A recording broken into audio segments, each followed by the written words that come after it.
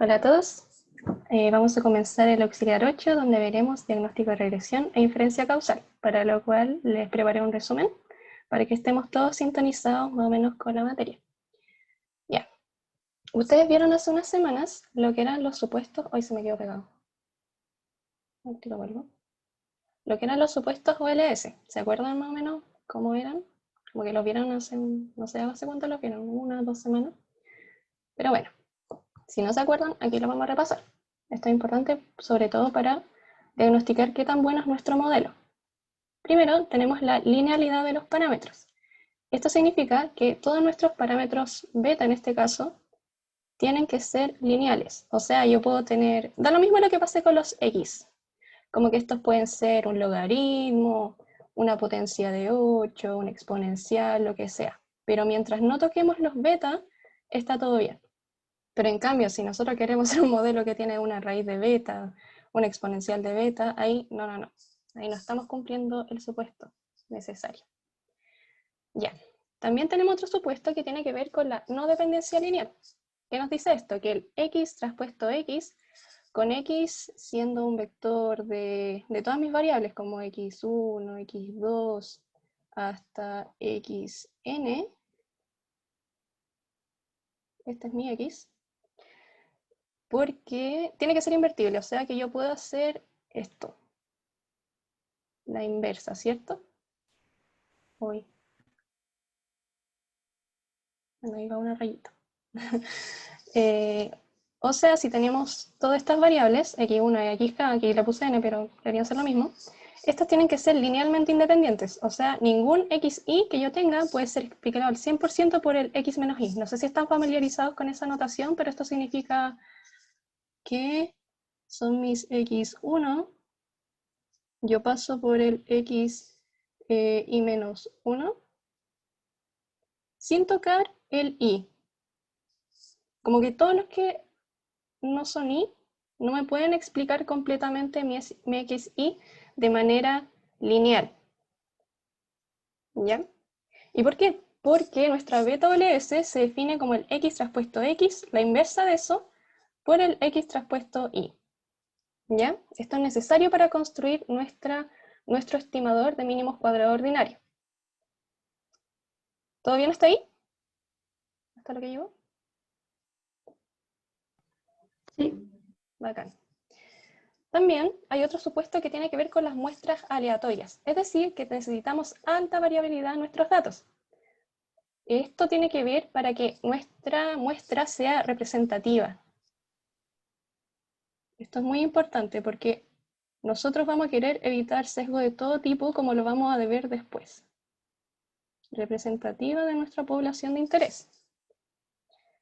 ¿Y por qué también? Porque si tenemos una variabilidad de nuestros x, nuestra variable independiente grande, esto va a implicar que vamos a tener una variabilidad del estimador OLS que va a ser muy chiquitita. Y esto es el ideal porque nosotros queremos estimar de la mejor forma nuestro parámetro de interés. ¿Ya? Entonces, ¿cómo vemos más intuitivamente esto? Si nosotros desarrollamos un poquito nuestro beta OLS,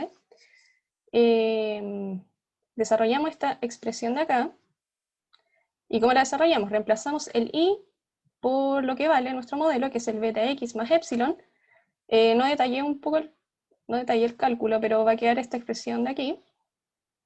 Vamos a tener que si le sacamos la varianza, si aplicamos varianza a esto, vamos a tener la varianza de todo este término de acá. Y el cálculo es un poco complejo, así que no lo hice, pero la intuición acá es que cuando yo pase esta varianza a este lado, voy a tener algo parecido a una varianza de x a la menos 1. Y eso nos quiere decir que la varianza de los xi va a ser indirectamente proporcional a la varianza del OLS. ¿Ya? Ya, pues también tenemos otro supuesto que tiene que ver con la exogeneidad. ¿Qué quiere decir esto?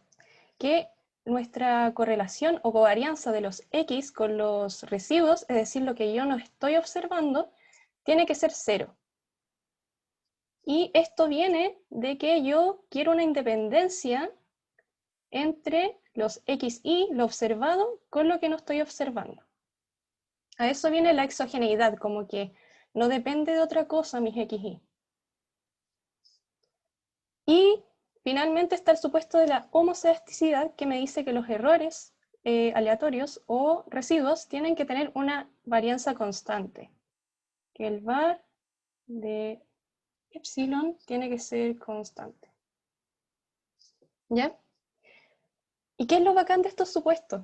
Que nosotros tenemos un teorema de Gauss-Markov, el cual nos dice que el MCO o el OLS es el mejor estimador lineal insesgado.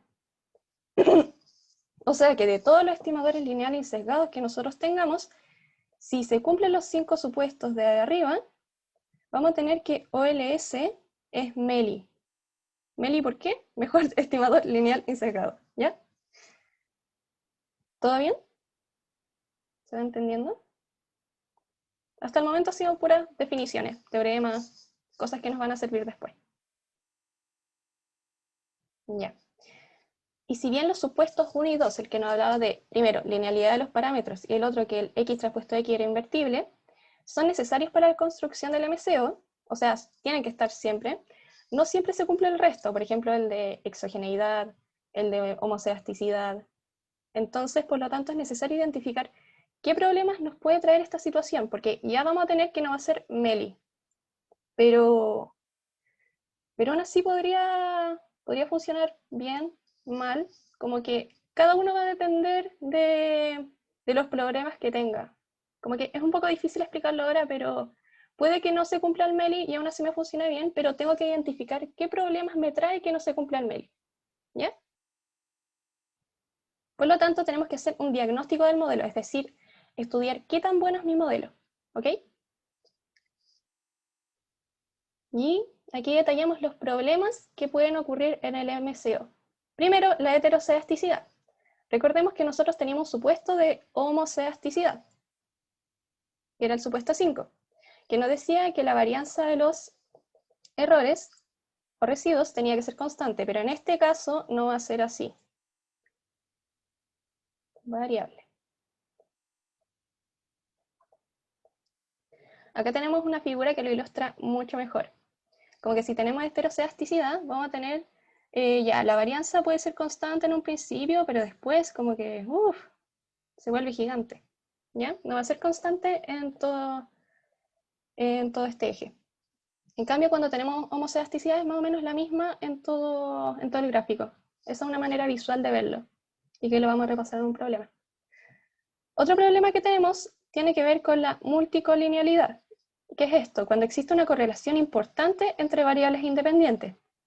Si bien nosotros en uno de los supuestos, no me acuerdo qué número, vimos que el x de x tenía que ser invertible, y esto significaba que xy no podía ser explicado linealmente, esto es un real, por xj. No podía existir eso, pero sí puede existir que yo tenga un xy y un xy cuadrado. ¿Por qué? ¿Dejado la pregunta?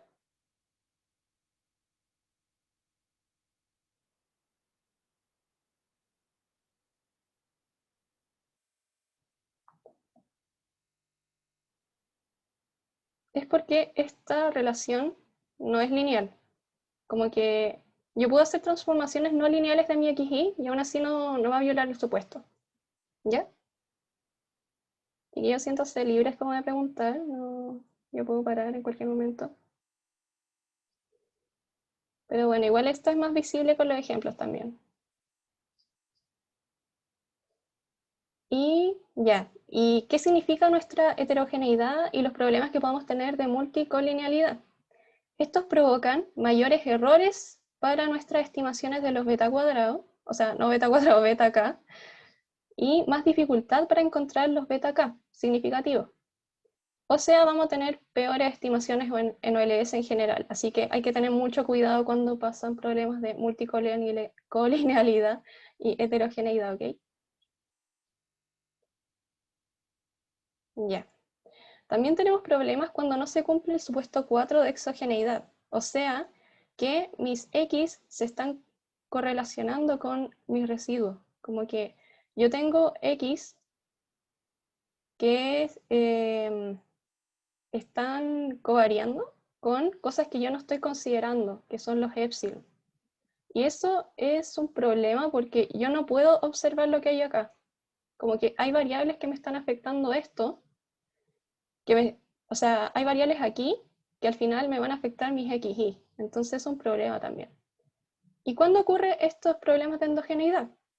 Cuando, por ejemplo, tengo sesgo variable omitida. Ustedes vieron con el profe este tipo de sesgo, que, bueno, pasa cuando yo tengo exactamente lo que les dije. Un X que se relaciona con un Z, pero cuando mi modelo no incluye este Z. Cuando mi Z no está aquí. O sea, el Z está siendo atrapado por el epsilon.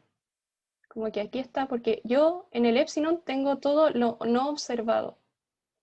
¿Se entendió eso? Sí. Ya, bacán.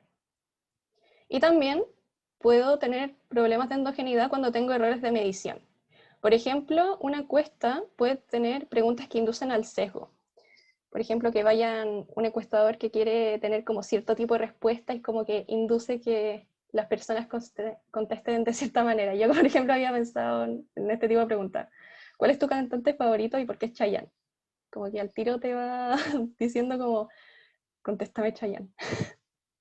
Esto es como muy exagerado, pero puede pasar que el encuestador o los encuestadores tengan como, quieran un tipo de respuesta por sobre la otra y eso ya me está sesgando mi muestra.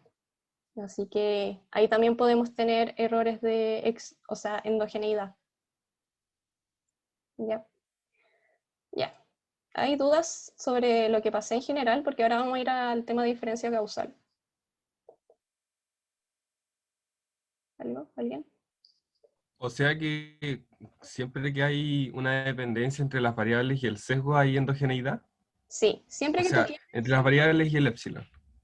sí, un XY con esto mayor a 0, o bueno, distinto de 0, porque también puede ser menor a 0, va a haber endogeneidad. Ya Vale, tenemos el gracias. problema. Ya, súper. Pregunta nomás, chiquillo. Ya, pasamos entonces a inferencia causal. Aquí hay un mantra que nunca hay que olvidar en la vida cuando vean inferencia causal, que correlación no implica causalidad. No sé si se lo habían dicho antes en otros cursos, pero esto es muy importante. Porque podemos encontrar correlaciones de cualquier tipo, de cualquier cosa en particular sin sentido. Por ejemplo, yo encontré este tipo de correlación, que correlaciona, existe una correlación entre el consumo per cápita del queso mozzarella con los doctorados en ingeniería civil. Onda como que esto no tiene ninguna relación causal, o sea, que las personas consuman más queso no va a hacer que ustedes tengan un doctorado.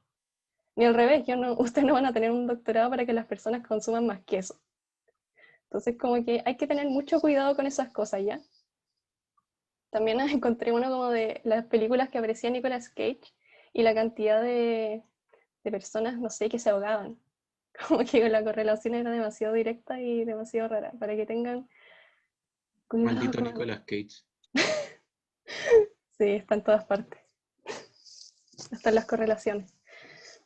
Ya, entonces, ya fuera de esto, en el modelo de LS es posible identificar efectos causales siempre que se sepa reconocer los posibles sesgos, o sea, los posibles problemas que pueden ocurrir para identificar estos efectos causales y cómo tratar esos sesgos.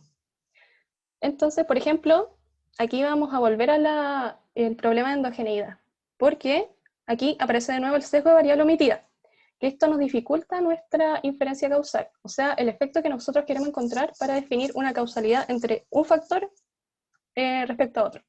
¿Ya? Entonces, para ilustrarlo, supongamos que tenemos dos modelos. El primero que tenemos acá, que es beta 0 más beta 1, x, más epsilon. O sea, solo considero mi x. Y otro, que también tengo mi x, pero le agrego una variable z. Por OLS sabemos que, si desarrollamos un poquito esto, o sea, nosotros sabemos que beta 1 es igual a covarianza de x y partido en varianza de x, reemplazamos el y con el modelo que tenemos en 2, ahí nos va a salir un... Este va a ser el beta 1 real, ¿ya? Nuestro parámetro poblacional. Y vamos a tener estos dos términos. Primero tenemos una covarianza de xz partido en varianza de x por beta 2, que va a ser, este beta 2 es el efecto que tiene z sobre la variable y, más la covarianza de x, epsilon, partido de la varianza de x. Y esto nosotros vamos a querer que sea 0 si tenemos exogeneidad, porque ese es nuestro ideal. O sea, ojalá nuestras variables fueran lo más exógenas posible. Así que simplemente le decimos que es 0. Y si la covarianza de xz es distinto de 0, o sea, yo tengo que mi x de acá está teniendo una relación con el z, vamos a tener un sesgo de variable omitida. ¿Por qué? Porque recuerden que esto de aquí era mi beta 1 estimado. Y lo que no está haciendo que el beta 1 sea igual a mi beta 1 real es este componente de acá. Así que esto va a ser un sesgo que nosotros vamos a tener que saber identificar. Porque muchas veces nosotros vamos a contar solo con el modelo 1. Pero ¿qué va a pasar con este modelo? Va a tener problemas de exogeneidad porque el xi va a estar relacionado a un zi que va a estar contenido en mi error. Entonces nosotros tenemos que saber identificar esos z, ¿ya? Que está correlacionado con el xi que me puede afectar a mi y, ¿ya? Vamos a tener que tener mucho ojo con eso. Porque si yo sé cuánto vale este término, después puedo despejar el beta 1 real. Y listo, tengo mi efecto causal, tengo mi parámetro real. ¿Ya? ¿Se entendió? Si voy muy rápido, igual díganme, por fin. Ya, pues. Si no hay comentarios, voy a seguir nomás. Recuerden pararme si es que lo necesitan. También tenemos otro tipo de sesgo que nos dificulta la causalidad. Y este es un sesgo de selección. Por ejemplo, supongamos un modelo como el que tenemos aquí, que es i, beta 0, pero ahora nuestra variable dependiente, como lo vieron con el profe, va a ser un d sub i. ¿Ya? Donde el d sub i va a ser binario, una variable binaria. La diferencia de los valores esperados cuando di toma valores 1 y 0 es aproximable a nuestro beta 1, o sea, el efecto de esta variable de i sobre nuestra variable y. ¿Por qué? Desarrollemos lo que sale acá, la diferencia de los valores esperados cuando di toma valor de 1, di toma valor de 0. Calculemos. Aquí es reemplazar de nuevo qué vale nuestro i sub i. Pero ahora tenemos distintas condiciones, cuando di es igual a 1 y cuando di es igual a 0. Ya, tratando este primer término acá, tenemos la esperanza de beta 0 más beta 1 porque di es 1. Y cuando di es 1, tengo beta 0 más beta 1, más el residuo. Pero acá tengo un di 0. Di igual a 0 implica que yo voy a tener un i que va a ser beta 0, pero no va a aparecer el beta 1 porque tengo un beta 1 por 0 más epsilon. ¿Ya? Entonces desarrollo. La esperanza de una constante es la misma constante y me queda, ya reordeno y me queda esto, el beta 1. Aquí tiene sentido con lo que decíamos antes, que la diferencia entre nuestro resultado de i, de cuando yo tengo el de sub i igual a 1, esto en general se ve como yo lo he visto, como por ejemplo en programas sociales, como en un tratamiento. Había pensado, por ejemplo, bueno, no en un programa social, pero por ejemplo la vacuna, que como que el I sub I podía ser como la vacuna de coronavirus, como la efectividad, y el D sub I como si I aceptó vacuna. Entonces yo, al hacer la resta de la esperanza, estoy viendo la esperanza de, o sea, qué efectividad tengo yo cuando el I está vacunado, menos la efectividad que tengo yo cuando no está vacunado. Entonces, esa es como la intuición que hay detrás. Como, ¿cómo afecta mi tratamiento a ese Y? Y esto va a ser el beta 1, pero de nuevo tenemos algo que nos está molestando. Y esto va a ser el sesgo de selección. Y este sesgo se asocia cuando DI no es independiente de epsilon. ¿Ya? Porque ¿qué pasaría si son independientes? ¿Qué pasa con la esperanza? ¿Alguna idea?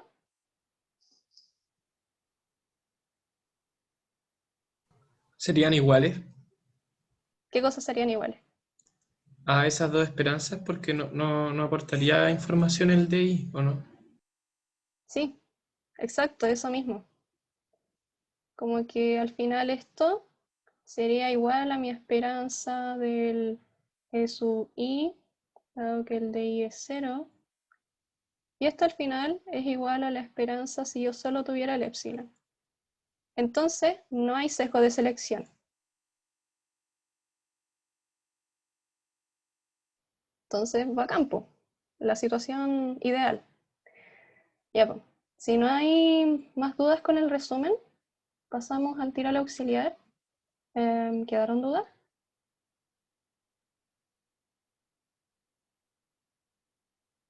Dudas a las 1, a las 2, a las 3. Ya, pues si no hay más, vamos al tiro. Ya, pues. Partamos con los comentes. Estos comentes se ven como muy largos, pero en realidad no. Si cachan bien a lo que hay que ir, es la respuesta muy corta de ese tipo de comentes. Ya, partamos. Si los supuestos del teorema de Gauss-Markov se cumplen, entonces no es posible hallar un estimador con error cuadrático medio menor que MCO. Y acá yo les puse un hint que acuérdense que era el estimador cuadrático medio de un estimador. Era esta expresión de aquí. ¿Alguna idea de cómo responder a esto? Mientras yo doy más espacio acá.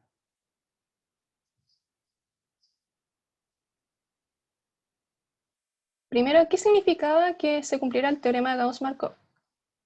¿Qué pasaba con el beta OLS? ¿Era bueno? ¿Era malo? Era insesgado, ¿no? No tan así. Mira, el beta OLS es un estimador lineal y sesgado, pero el Gauss-Markov nos decía algo sobre qué pasaba, porque pueden haber muchos estimadores. Que era el mejor, Eso lineal mismo. y sesgado. Sí, bajo Gauss-Markov es mejor. Ay, lo voy a poner como Meli nomás, porque es gigante lo que voy a escribir. Meli. ¿Y qué significaba el mejor? Esto no se los dije, pero Con menor varianza. sí, súper, eso. Que tiene la mínima. Ya. ¿Y cómo afecta esto a nuestro SM?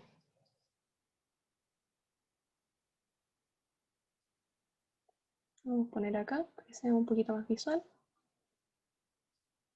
¿Qué pasa con el sesgo? 0. 0. Bueno. ¿Y la varianza? ¿Pasa algo con mi varianza? ¿Es la mínima? Sí, esto va a ser mínima. Aquí mismo lo tengo.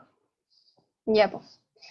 Entonces, nosotros podemos encontrar otro estimador que no sea OLS, por ejemplo, un estimador A, distinto al beta OLS, que me minimice mi error cuadrático medio.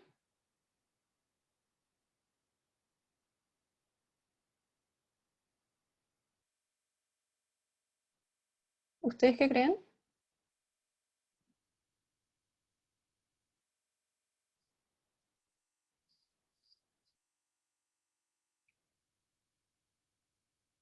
Miren, por ejemplo, pongamos como ejemplos numéricos.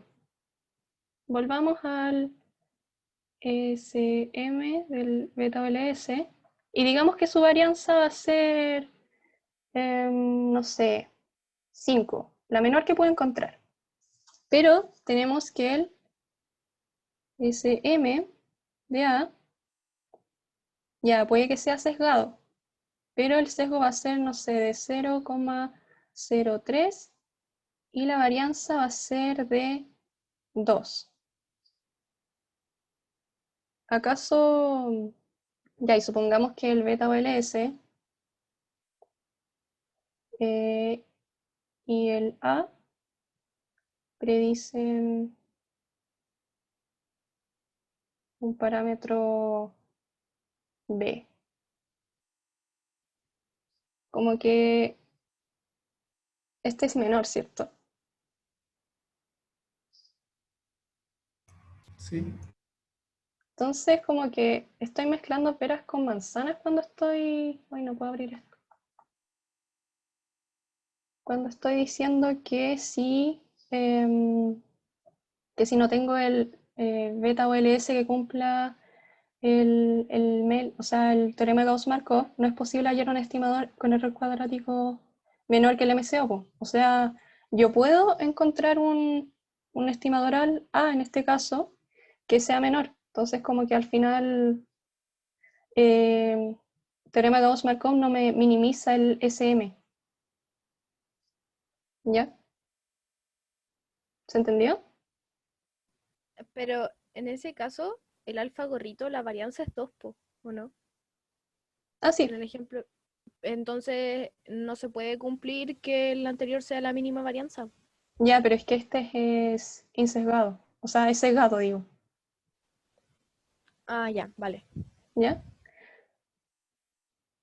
Entonces, ya, pues si no quedan dudas con eso, ¿todo bien? ¿Se cachó? Queda un poquito Si es desordenado. que, si es que dijera como encontrar otro estimador insesgado, ahí se cumpliría. A ver, otro estimador insesgado, ya, como que este fuera insesgado y estimara lo mismo. Yo creo que ahí sí. Sí, me hace sentido que sí, porque aquí se me iría esto y este no podría ser menor al 5 que tengo acá. Sí, yo creo que sí. Ok, gracias. De nada. Ya, pues, pasamos. Leamos este nuevo problema que tiene que ver con el diagnóstico del OLS. Ya, voy a ir destacando lo más importante. Uy, de repente no me pesca. Suponga que quiere construir un modelo de LS para determinar, me tapa el zoom, los factores que influyen en el desempeño académico de los estudiantes que cursan el segundo año medio, para lo cual pienso utilizar como variables independientes el nivel de ingresos mensuales recibidos en el hogar del estudiante y su calificación en el registro social de hogares. Con lo cual tiene el siguiente modelo que tenemos aquí. Bien. Antes de pasar su modelo R, anticípense comentando qué problemas podría presentar el estimador que construyó.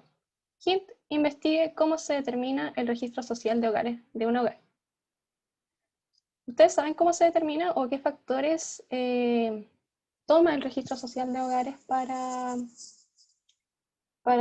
hacer su calificación?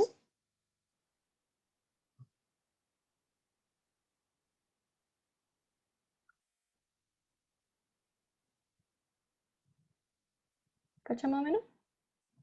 Tengo un chat. ¿Lo ingreso a la familia? Sí, pues, exactamente. Porque por el tema de los quintiles, los deciles, eso es tomar los ingresos a la familia. Ya de integrantes de la familia. Número de integrantes.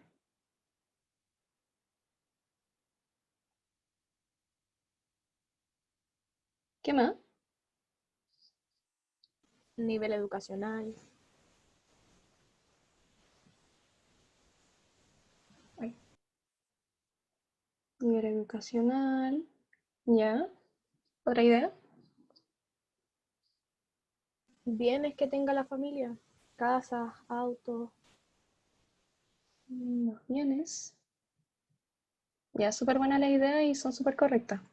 Yo también caché como que medían como tenían un indicador de las necesidades que tenía la familia. Quizás tenga que ver con todas estas cosas, como el nivel educacional, los bienes, pero como si las personas tenían capacidades diferentes, em, si vivían personas mayores de edad, o sea, adultos mayores, quiero decir, menores de 18 años.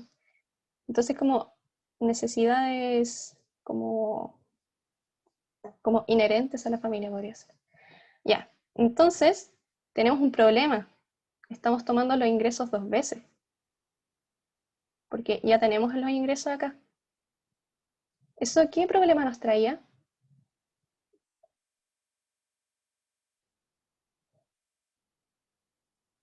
Para el OLS. Multicolinealidad, ¿era? Sí, súper. Oye, pero ya, vamos a tener multicolonialidad porque tenemos una correlación. Esta variable de ingresos mensuales se va a correlacionar mucho con la calificación, pero ¿esta relación va a ser lineal o no? Como que yo tengo mi...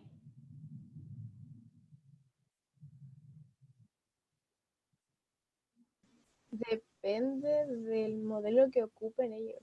En teoría debiese ser sí lineal, pero como hemos visto hay algunas veces que se multiplican variables entre ellas, entonces no sé. ya. Sí, te cacho lo que va ahí. Y de hecho, nosotros no sabemos nada de su modelo. Como que nosotros vamos a tener una calificación del registro social de hogares para la persona ahí, y esa va a ser como una máquina, o sea, como una función f, que nos va a calcular un número o una calificación, tomando en cuenta todo lo que ustedes dijeron, los ingresos, los integrantes, o sea, no solo los ingresos, también otros factores. Pero hasta el momento esto es una caja negra, y probablemente, como toma tantos factores, probablemente no sea lineal. Entonces, ahí no tenemos problema para armar el OLS, porque ustedes se acuerdan que teníamos que no debían haber dependencia lineal entre nuestras variables, porque si no, nuestro OLS muere. Entonces, si esto no es lineal, ahí maravilloso, podemos correr OLS, pero vamos a tener un problema de multicolinealidad, como dijo el compañero, que es súper importante notar antes, porque vamos a tener coeficientes que tal vez no sean del todo confiables, ¿ya? ¿Se cachó esto? Ah, ¿podría repetir eso de no lineal? Es que mira, tú vas a tener una calificación del registro social de hogares que va a tomar en cuenta todos estos factores que mencionamos antes, ¿cierto? Que va a tener ya los ingresos, el número de integrantes, el nivel educacional, los bienes, las necesidades en general que tenga la familia, porque si tienen menores de 18 años, que va a ser niños que están en el colegio, que no pueden trabajar, si tienen adultos mayores. Entonces, eh, como que acá tenemos una función, como la calificación del registro va a ser una función f que va a tomar todos estos factores, todo lo que dijimos acá. Pero probablemente esto no sea lineal porque toma tantos factores. Igual puede que acá estemos tomando un supuesto un poco fuerte, pero en general cuando son como cosas tan complejas, en general no es lineal, ¿cachai? No va a ser como ingresos más número de gente. Porque ¿qué pasa si nosotros tenemos una familia que tiene ingresos como muy mínimos? No sé, pues, ¿cuánto será el sueldo mínimo? 300 más, no sé, son 10 personas en su familia. Entonces como que esto ya me está inflando la calificación, ¿cachai? Entonces como que es difícil que sea lineal. Como que si una persona gana 300.000 pesos mensuales y vive en 10 en su familia, ya como que va a tener una calificación mayor que una persona que gana 300.000 pesos y vive una persona. ¿Se cachó? Sí, sí, pero si es que fuese lineal, sé que probablemente no es, pero si es que fuese lineal, ¿igual habría multicolinealidad o no? No, pues. Porque tú tenías un supuesto, voy a hacer más espacio. Uy, cuando se ha portado re mal. Porque nosotros teníamos un supuesto de que el x de x tenía que ser invertible. O sea, mis x y no puede ser explicado completamente por una variable xj. ¿Cachai? Como que x y son li. Entonces, si yo tengo que la variable xj es xi más 1, ya mató mis supuestos de que eran li, pues, ¿cachai? Ah, ya, ahí caché. ¿Sí? ¿Está bien? ¿Se entendió? Gracias. De Sí, sí nada. entendí. Bueno, ya pues. ¿Pasamos al otro o quedó como alguna duda de acá?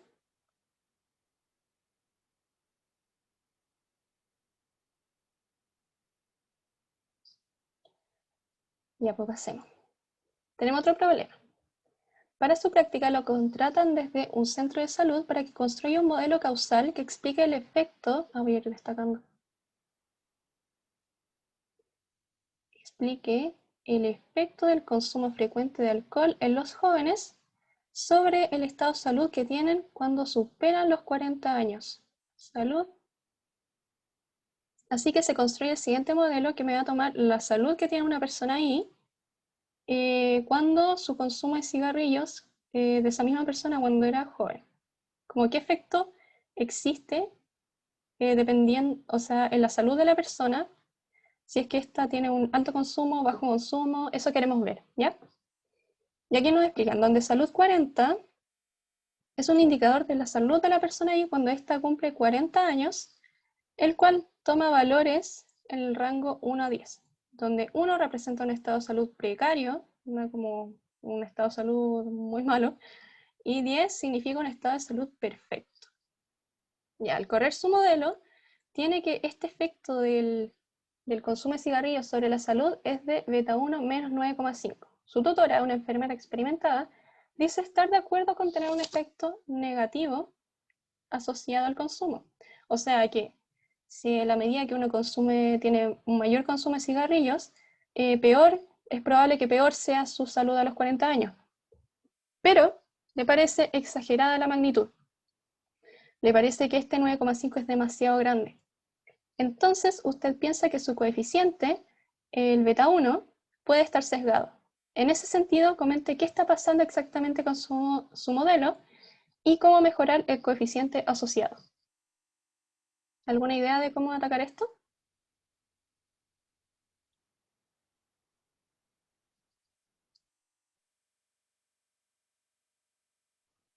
Como que ya nos dicen que podemos tener un sesgo. Yo les digo, les doy un hit, que ese sesgo es de variable omitida. ¿Alguna idea de por qué yo les digo que es un sesgo de variable omitida?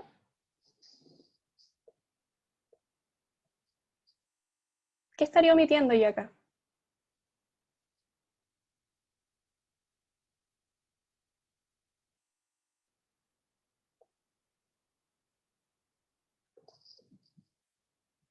¿Qué pasaba cuando había sesgo de variable omitida? Como, esta es mi variable independiente, hay una correlación de esta con otra cosa que no esté observando.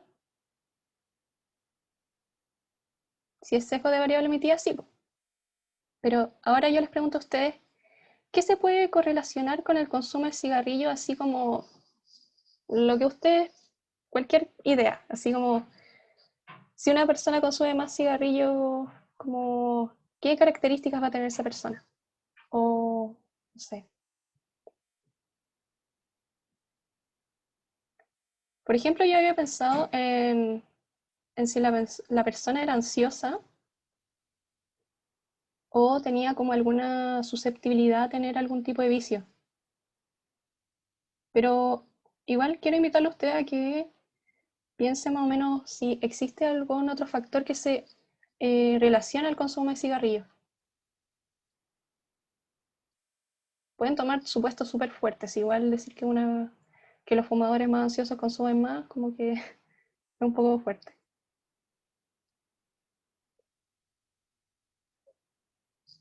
Aquí voy a anotar lo que pensé yo, ansiedad.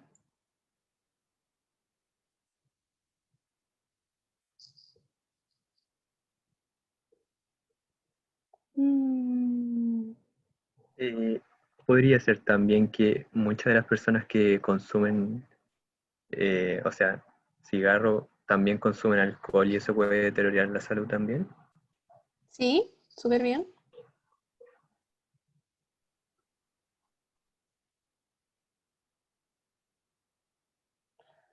¿Otra idea?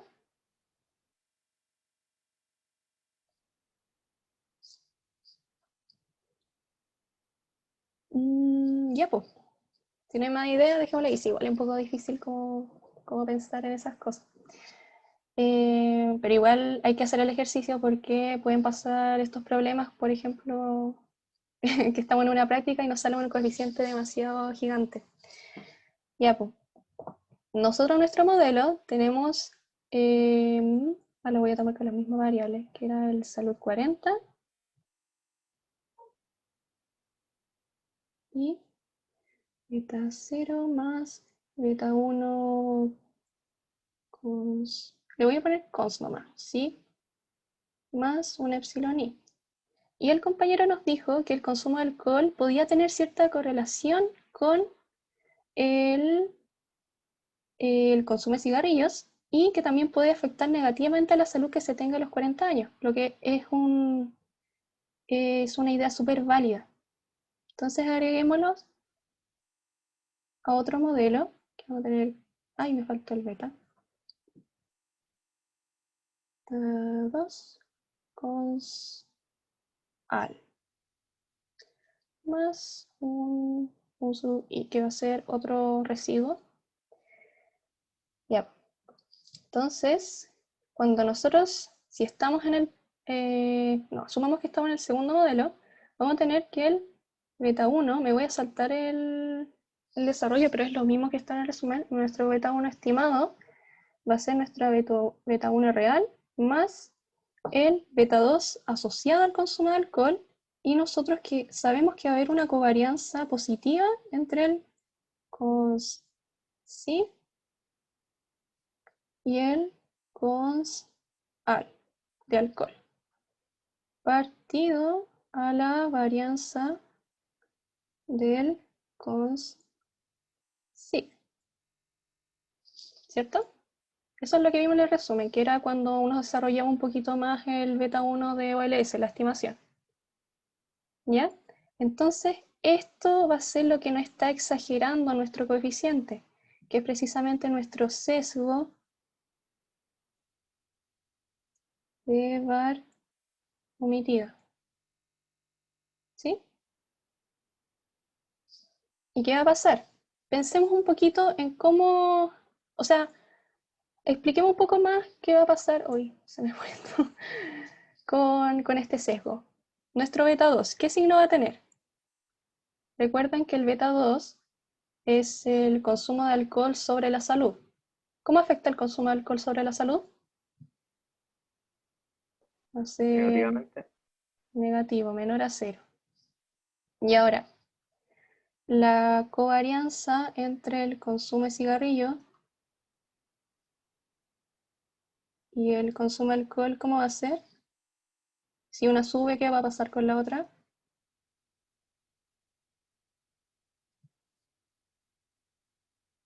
¿Qué pasaba cuando eran directamente proporcionales?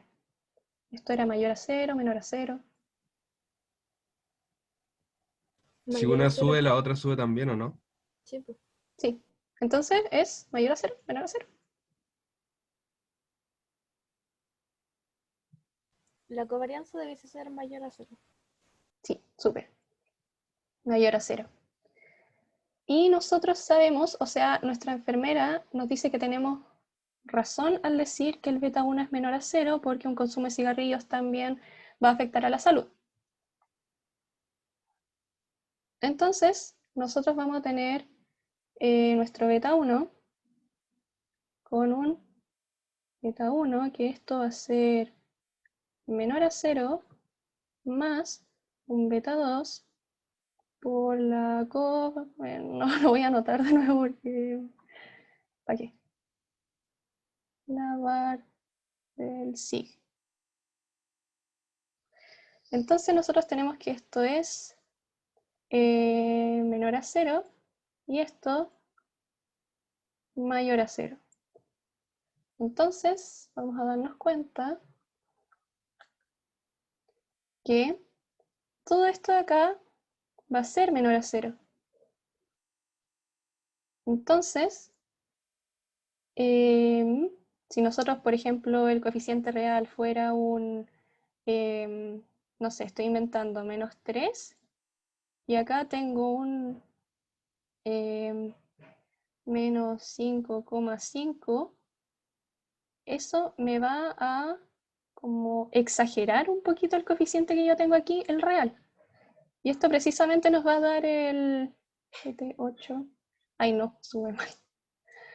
Tenía que ser un 6,5 para que nos diera 9,5. Es el coeficiente que nosotros estamos teniendo y que la enfermera nos está diciendo, oye, es exageradísimo. Como que si la persona es un poco fumadora, y al tiro como que va a tener una salud así demasiado mala cuando cumpla 40. Entonces, este es el problema. ¿Ya? ¿Te cachó? Sí. Bueno. Ya. Ah, ya. Ahora viene el otro problema, que yo lo hice en Jupyter, así que voy a cambiar esto.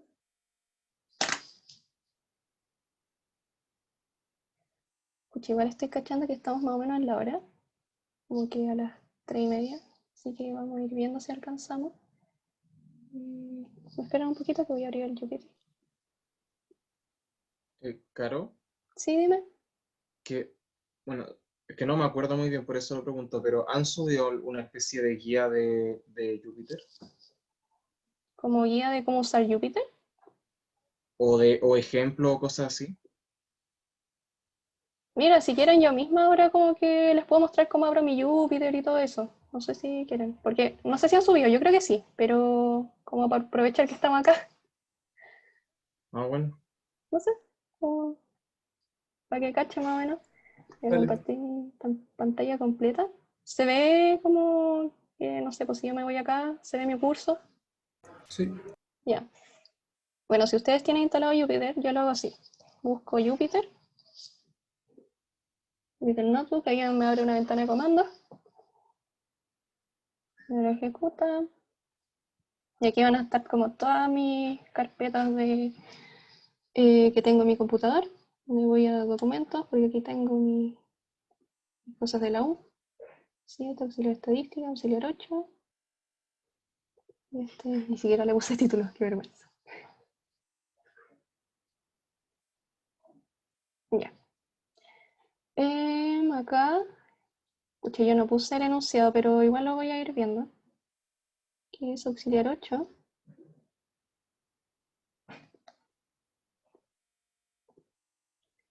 No, pero si yo creo, le voy a preguntar a la Josefa si es que ha subido como algún tutorial como de Jupyter, porque ella está más encargada de las cosas computacionales.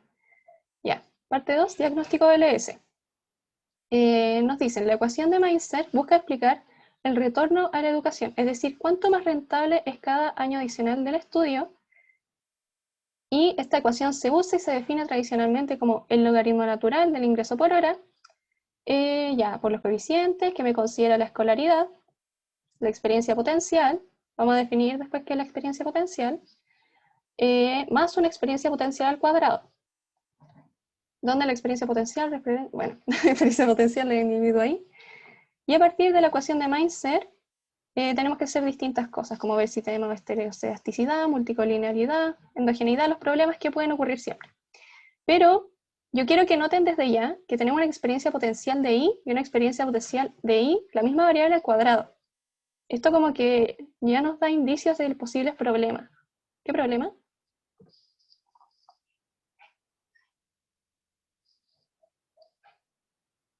¿Cómo va a ser la correlación entre experiencia potencial y la experiencia potencial al cuadrado, la misma variable?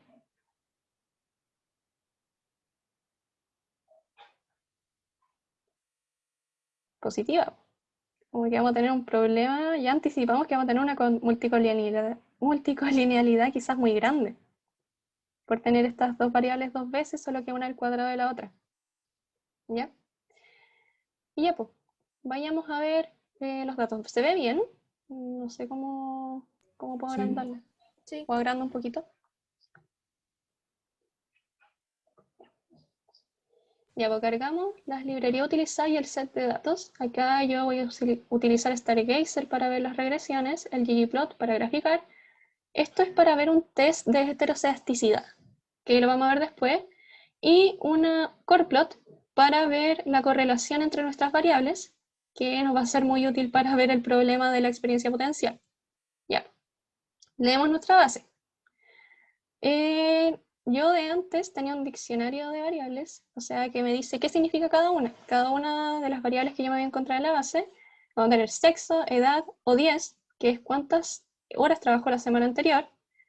El O25, cuántas personas trabajan en su empresa, organización o negocio, los años de escolaridad, la educación y el ingreso mensual. ¿Ya?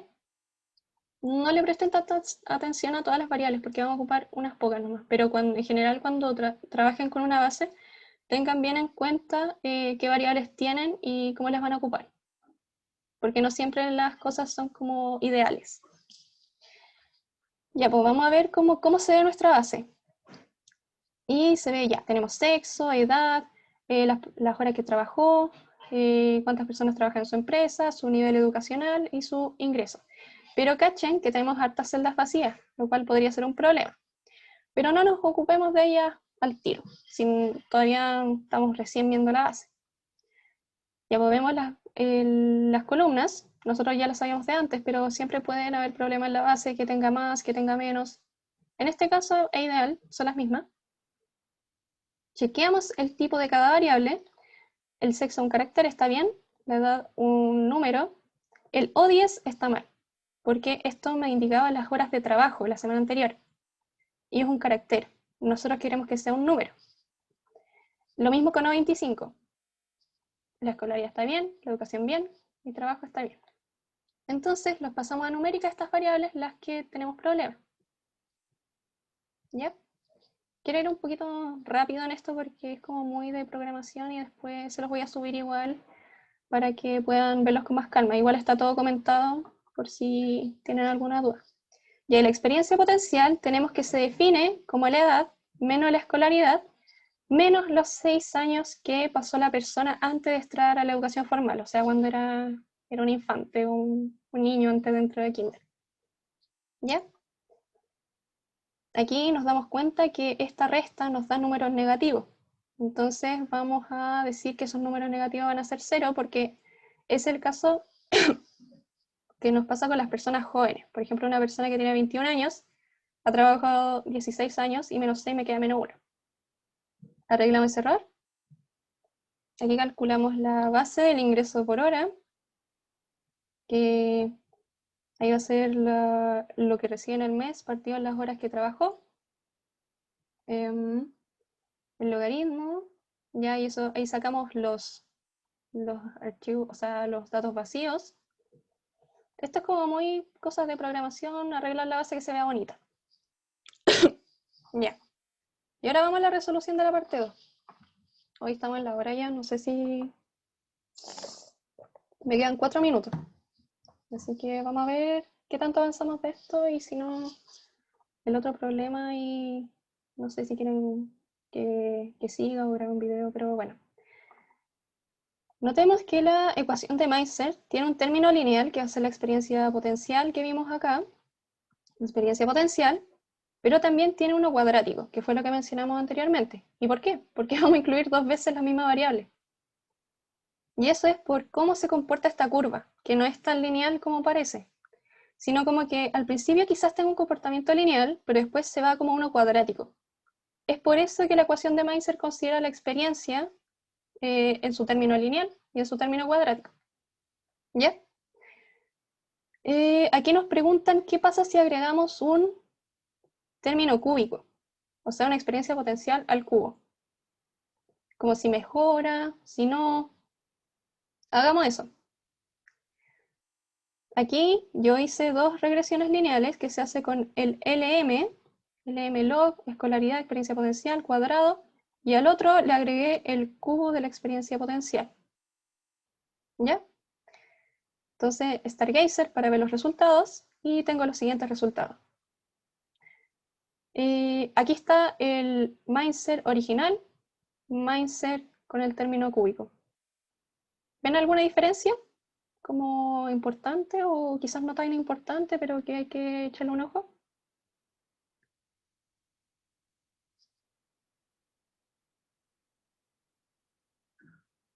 Aquí está el cúbico. Para el primero no aparece, para el segundo sí. ¿No aparece porque es 0?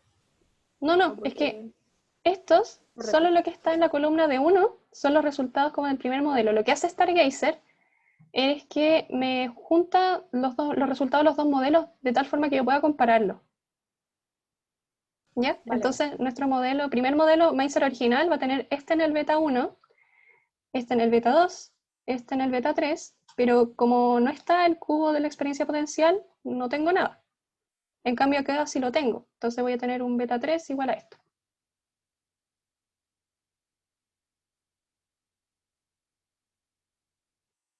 Cachen que acá cambió mi coeficiente. Como que es un poquito más grande lo que me influye el término lineal. ¿Ya? Y aquí el cuadrado de la experiencia potencial, es decir, esa parte donde se forma la curva, me aumentó el error. ¿Y eso por qué pudo haber pasado? Multicolinealidad, ¿cierto? Multicolinealidad y heterocedasticidad aumentan los errores. Siempre tener cuidado con eso. Pero aún así fue tan pequeño lo que varió. Y vean también lo que pasa con el R cuadrado. Sube un poquito, pero también es mínimo. Entonces, ¿valdrá la pena cambiarse a un modelo que me aumenta la multicolinealidad, pero me explica un poquito mejor el fenómeno del ingreso por hora? ¿Con cuál se quedan ustedes?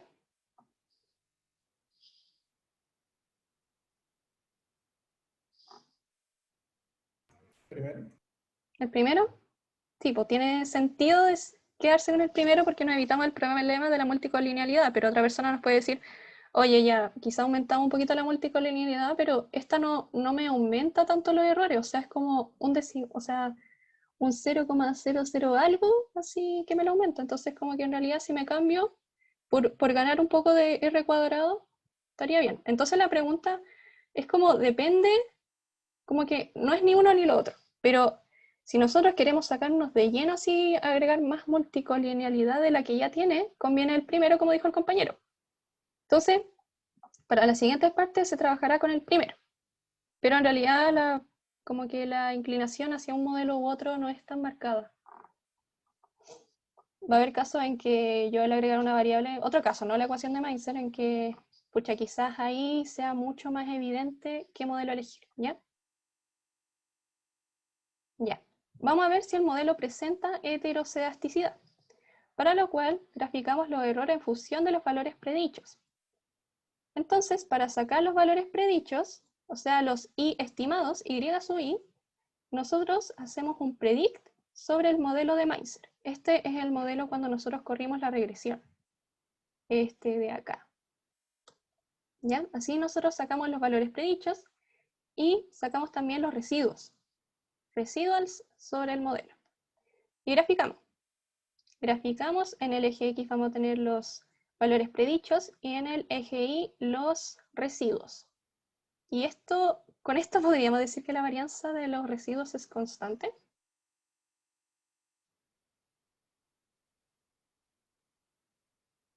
¿Qué les parece a ustedes? Es como una gotita invertida. No es tan constante. ¿Por qué? En la punta, por ejemplo, la varianza es muy pequeña, pero al centro, por así decirlo, en el eje X, la varianza crece. Exacto. Yo igual caché eso, como que al principio es chiquitita y después como que se pega un salto tremendo y después al final también empieza como a bajar. Y eso que Entonces, tenemos muchos outlier creo que es el nombre, muchos puntos fuera de una línea concéntrica. sí, sí, es verdad eso. Es igual me puede aumentar un poco la varianza. Sí, súper bien lo que dijiste. Entonces, se observa que la varianza es pequeña en cierta región, por ejemplo, lo que había notado la compañera, que al principio era chiquitita y después grande, y después se volvía a ser chiquitita. O sea, no es constante. Pero también existe un test que nos permite como confirmar esto de una manera significativa. Y ese test es el Brunsch-Pagan. Aquí podemos ver qué significa este test, donde la hipótesis nula, la varianza es constante, hipótesis alternativa, la varianza no es constante. ¿Y qué nos tira este test? Tenemos que este va a ser nuestro p-valor. Y el p-valor en este caso es pequeñísimo, anda como casi aproximable a 0. ¿Ya? Por lo tanto, podemos decir que un 99% de significancia se rechaza que la varianza es constante, tal como habíamos conversado, ¿cierto? O sea, no hay heteroscedasticidad y no se cumple el modelo OLS, ya no tenemos MEL. Qué triste. Ya. Inciso C. Para estudiar, acá nos piden ver si tiene multicolinealidad. Nosotros ya cachamos que vamos a tener una multicolinealidad como súper importante entre las experiencias potenciales, porque tenemos un cuadrado de esta. Pero veámosla mejor, confirmemos. Entonces, vamos a correr una matriz de correlación que me lo hace con puntitos, que es como súper visible. No sé por qué me sale tan pequeña, eso sí. La corremos y esto nos dice que cuando los círculos son como más grandes tenemos mayor correlación. Y acá justo cachamos lo que habíamos predicho, que era la experiencia potencial, tiene una correlación casi de 1 con el cuadrado. Pero veamos también la escolaridad. La escolaridad, si bien no tiene una correlación de 1, igual es súper grande. Como que cachen que está como cercano como quizá al 0,6. Y eso es igual importante. Entonces, no solo teníamos multicolinealidad, no sé por qué me cuesta tanto decirlo, entre la experiencia potencial, también de la escolaridad. Entonces, pucha, tenemos más multicolinealidad de la que parece. Aquí es lo que dije, pues existe una alta correlación entre las variables, y no solo de la experiencia, sino también de la escolaridad. Entonces, como que ahí ya estamos cachando que tal vez no es tan bueno el modelo. Luego nos preguntan por endogeneidad. ¿Qué era endogeneidad? Endogeneidad pasaba cuando mis variables independientes están correlacionando con algo que no estoy observando. Para eso yo les pregunto a ustedes, ¿qué variables tiene nuestro modelo? La escolaridad. ¿Con qué se puede correlacionar la escolaridad? ¿Con una variable que no tengamos, por ejemplo, que no sea experiencia potencial?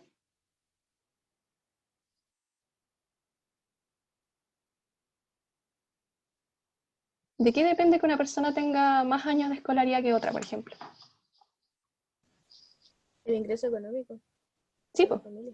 sí, ingreso económico, porque es lógico pensar que personas que no tienen tantos recursos probablemente se vean más dificultadas a tener más años de educación, ¿cierto? Eso es súper importante. Y ahora la experiencia de una persona, esto es un poco más difícil de ver. Puede también tener que ver con lo que dice la compañera, ¿cierto? Con el ingreso económico, el nivel socioeconómico, va por ahí. Ya no me voy a detener tanto en esto porque estamos llegando a la hora. El inciso E que me preguntaban, vamos a volver. De acuerdo a sus resultados, responda. ¿Qué tan adecuado es el modelo de regresión para explicar el salario obtenido de una persona?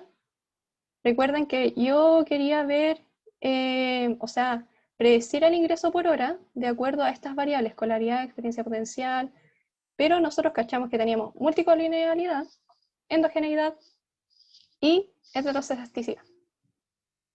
¿Qué hacemos? ¿Es bueno? ¿Es malo? ¿Qué pasa con Gauss-Markov? Está acá, pero si me lo pueden explicar.